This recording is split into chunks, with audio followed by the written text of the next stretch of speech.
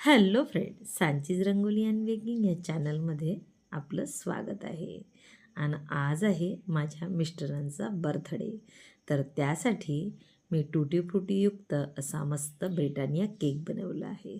चला तर आपण त्याची कृती बघूया. त्यासाठी मी 2 वाट्या इथे मैदा छान असा चाळून घेतला आणि त्याला साईडला ठेवून घेतलं.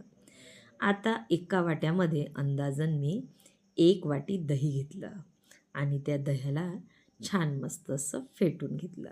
फेटतानाच याच्यामध्ये 1 वाटी पिठी साखर आणि 3 परी तेल टाकून घेतलेलं आहे. ज्या तेलाला स्मेल नाही असं तेल टाकून याला छान मिक्स करून घेतलं.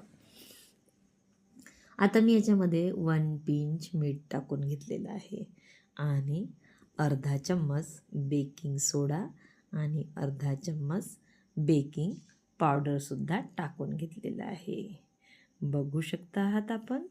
आणि या सगळ्या साहित्याला आपण छान असं मस्त मिक्स करून घेऊया. आता हे मिक्स झालं की याच्यामध्ये आपण टाकणार आहोत 1 वाटी भरून कस्टर्ड पावडर. आता कस्टर्ड पावडर 1 वाटी म्हणण्यापेक्षा पोहे खायच्या चम्मचने 4 चम्मच आणि याच्यामध्ये आपण चाळून ठेवलेला मैदा. आता या सगळ्या साहित्याला आपण मस्त असं मिक्स करून घेऊया हलक्या हाताने.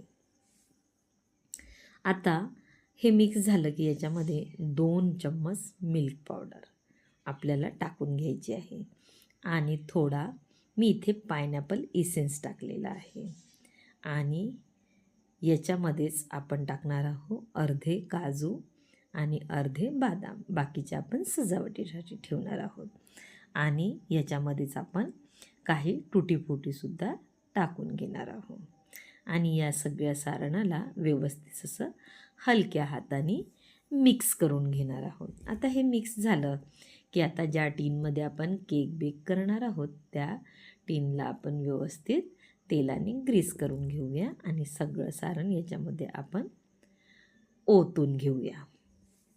आता हे सगळं सारण ओतून झालं की याला हलक्या हाताने एकदा टॅप करायचं.